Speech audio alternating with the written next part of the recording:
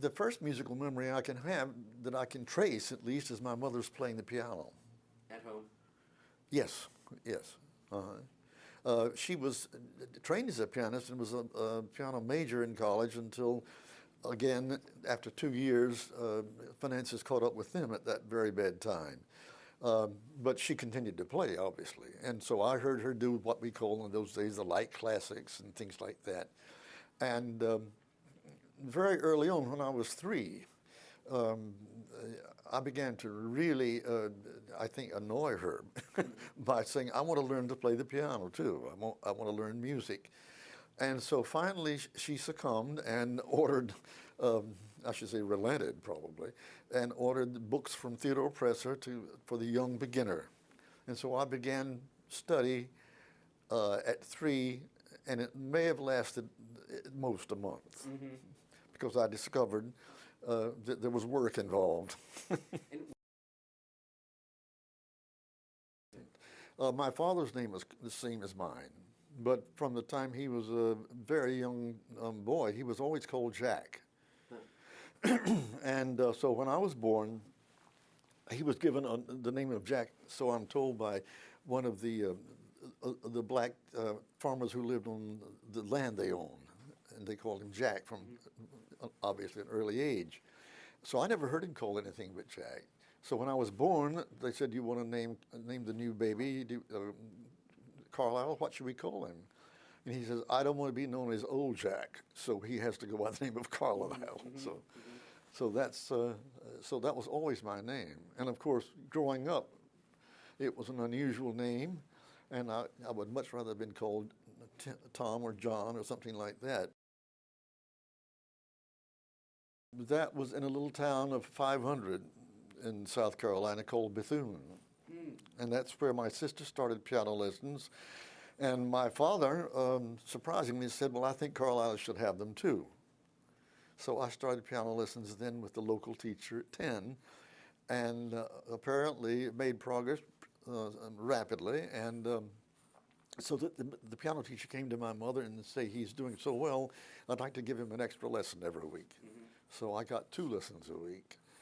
And then I continued because, of course, being a Methodist minister, my father moved from place to place. With the local piano teacher, I continued studying with them, and I think I may have had 3 or 4 before college. So I never had, again, a solid foundation, which my mother was quick to point out to me. I hadn't been through the usual routine. But nonetheless, I did win a scholarship to college in piano at Converse College. That for all of its, in some ways, distinguished background, the 20th century has not treated it all that well, and it's become something of a backward state in many ways, except for watering holes like Charleston. Columbia is a very big, vital city, but the state itself is not kept up. As I said, in spite of its very distinguished history. But it was, in my case, it was a question of getting a job, because I got out of college. I made it in 3 years, which I would never advise anybody to do. So I got out at the age of 20, and no jobs were available. So I was taken on at Florida State University. And when I was interviewed for the job, the dean asked me, when will you be 21? And so I told him, and he said, oh, good. Our summer school starts 4 days before that. So I made the state regulation that no faculty member could be hired under the age of 21. How remarkable. I think as much as anything else, it was being encouraged by my creative writing teacher as a freshman in college at Converse, a very, very fine instructor in writing. The old saw, write what you know, number one. And secondly, it really mine your experience for location and the people you've come across. And so being the son of the Methodist minister, of course, we moved frequently, as I said, but there was a very large distinction between the people who lived in the town, just in terms of income, and the people who were bussed in from the rural areas surrounding the town. And my father had churches in those rural areas. So I was a witness very early on to a lower economic class and undereducated. And the people I felt real fondness for, whether they be my playmates or whatever. But I felt that that was a demographic in a way that I really understood and had real and long experience with people at that level. And of course, in those days, it was a very, very low level because it was the height of the Depression. When I began my career, and we have to think back to the 40s and 50s of the 20th century, because the musical landscape was very different in those days. And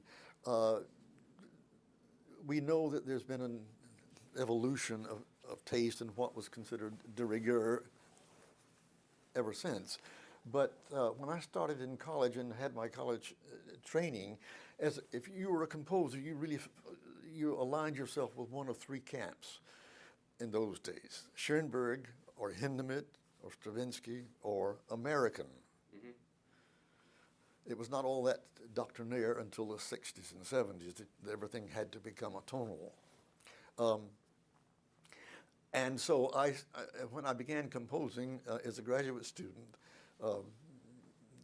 I decided that obviously I was going to squeeze into the American camp. Also, I had a teacher, Ernst Bacon, who, along with the other composers of that period, were militantly American, to the point that he even discouraged our using Italian tempo markings.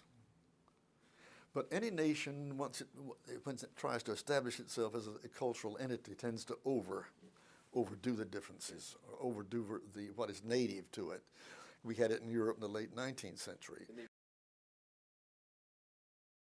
I had to really face the fact, not unpleasantly so, that I would have never tried to compose music except as opera. So that answers your question. Mm-hmm. In other words, it was the combination of the dramatic with the musical. Mm-hmm. This is what excited me. And I've ever since, with very few exceptions, I've relied on texts, mm-hmm. be it opera or be it song cycles or whatever. So I think opera, to me, looking back on it, was the natural arena for where I wanted to spend my creative life. Mm-hmm. Mm-hmm. It's not that I had that much background in opera. I didn't. I had almost none because my background was in piano and instrumental music. I always honestly felt, and with all the idealism of being 27 too, and absolutely mindless confidence, mm-hmm. which you have at that age, I really wanted to be a part of broadening the opera base, broadening the audience for opera, because I knew of very well-educated people who were very literate in literature and the other arts, but opera was unknown to them, mm-hmm. or that they had an idea that it was absolutely beyond them. And I felt that if we could redress the balance between opera, which had gotten very much out of balance with the music being the dominant thing, translated into the voice, and redress the balance between drama and music, I thought there was an audience for that had not been tapped. Mm-hmm. And I think I've lived long enough to see that that was true, mm-hmm. and been a part of that. Well, you might well hear excerpts from Slow Dusk. You will never hear anything from Fugitives. It is in the Library of Congress, along with my other works now. And Bootsy & Hawkes, my publishers, always wanted to see it. And I said, nobody sees this. This is the opera I learned on. Mm-hmm. It was a complete failure, but it caused me to really consider at that time, what really made a successful libretto, because I had bombed royally. And were you the librettist for both? Oh, yes, yes. But Slow Dusk was based on a short story I had done in a creative writing seminar at Syracuse. So the idea of doing my own libretto was never a stretch for me. I mean, it was not particularly daunting. I mean, maybe it should have been. But Fugitives was just based on nothing except an idea that was inherently non-dramatic. And Slow Dusk came first, and then That's Fugitives. Right. Slow Dusk I did as a project for getting my master's degree in piano with minor in composition.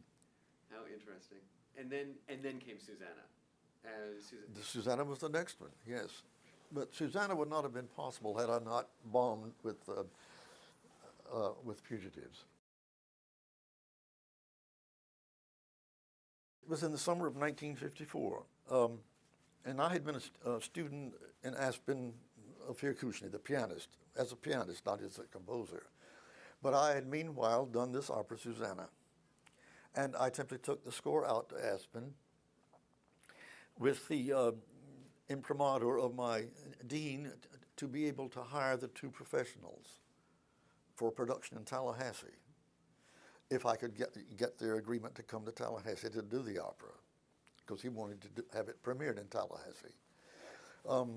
And so as soon as I landed in Aspen, I simply called her.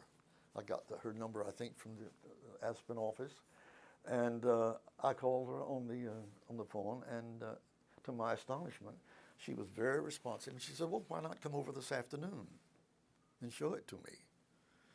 And I was agog, and of course, appeared at the appointed time, and I read through the two arias on the piano for her.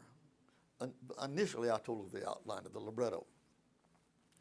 And then I said, "Would you like to hear more of the score? I can play the score for you." And she said, "Oh, no, I don't need to." And it was really that simple. Wow. And she felt very sympathetically towards Susanna as a character, because she told me that after her previous success in the previous season at the City Opera doing Salome, and done the famous Dance of the Seven Veils, which had been photographed for Life magazine, that she had been excoriated in the pulpits of her hometown in West Virginia. So she felt a real kinship to Susanna really from the beginning. What a remarkable story. I didn't know that. What's that? That's a remarkable story. I did not know that. It's quite true. And so, as I said, I outlined this story for her initially, what was there, and then showed her the two arias, which we went through.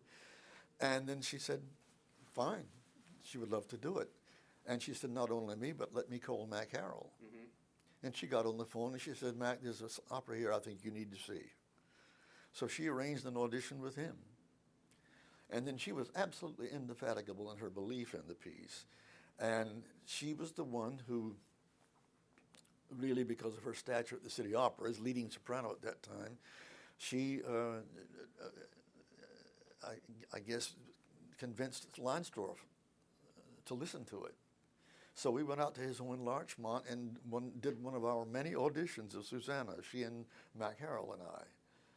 And it was on the basis of that it was done at City Opera in fall of '56. It doesn't mean that you have to pander to the audience, but I think you have to give them what they perhaps would expect and respond to, and then more. And I think when we look back on the 18th century, the point is that the Viennese public got what they needed from Mozart, but they had no idea what else he was giving them. And I think that's as great a contribution as a composer can make. And Copeland, made it very clear in the 30s, I think he had made a statement that he felt if by simplifying his idiom, and this was after the piano variations and the other very highly experimental works of his, which were very not audience-friendly, he said he thought if he could reach a wider audience by simplifying his idiom, it was very much worthwhile to do it, and a kind of moral obligation to do it. The book, I would have to say that. My sister had given me the book just to read, recreationally, because she enjoyed it and also felt it was such an authentic delineation of the life at that time in the South, and especially in terms of the vividness of the characters and also the absolute pitch-perfect ear the woman had for dialogue, Southern dialogue. So I read it. I thought it was touching, very funny, and absolutely true in terms of the human beings that were characterized there. But I still didn't think of it as an opera. But I gave it to David Gockley to read, because David Gockley, of course, is Ivy Leaguer from Pennsylvania, and I thought, well, I don't know how he's going to respond to this material, but I want to try it out on him. And well, he fell in love with it. As a matter of fact, he said, that's my bedtime reading and on my bedside table. And with him, I started nursing the idea of converting it to an opera. But never was there a book that difficult to make an opera out of.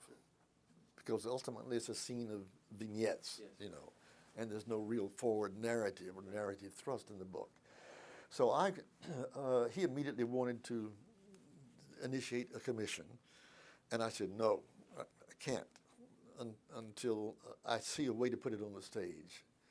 So I simply held off for about 18 months, in which I reread the book, and then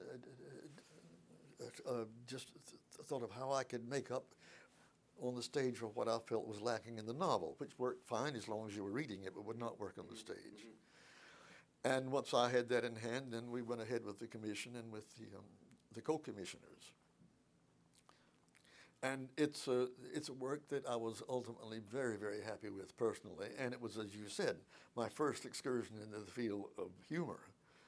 And at first, I felt like, I remember telling my wife, I feel as I've never written an opera before, because the demands are very different. So different. Very different. I think one thing that we've missed in our discussion is what made this last 30 years possible, with this huge increase in audience, opera audiences, and also with also generating more and more companies. And I think the introduction of surtitles has probably done more in this country to advance the cause of opera than anything else. That and redressing that balance that I referred to earlier, so that opera singers are very faithful to the dramatic intent of the libretto, and opera directors and producers. I think those are the two things that have really opened it up. And it's amazing to me, the people I meet across the length and breadth of this land, thank goodness, who come to opera very late.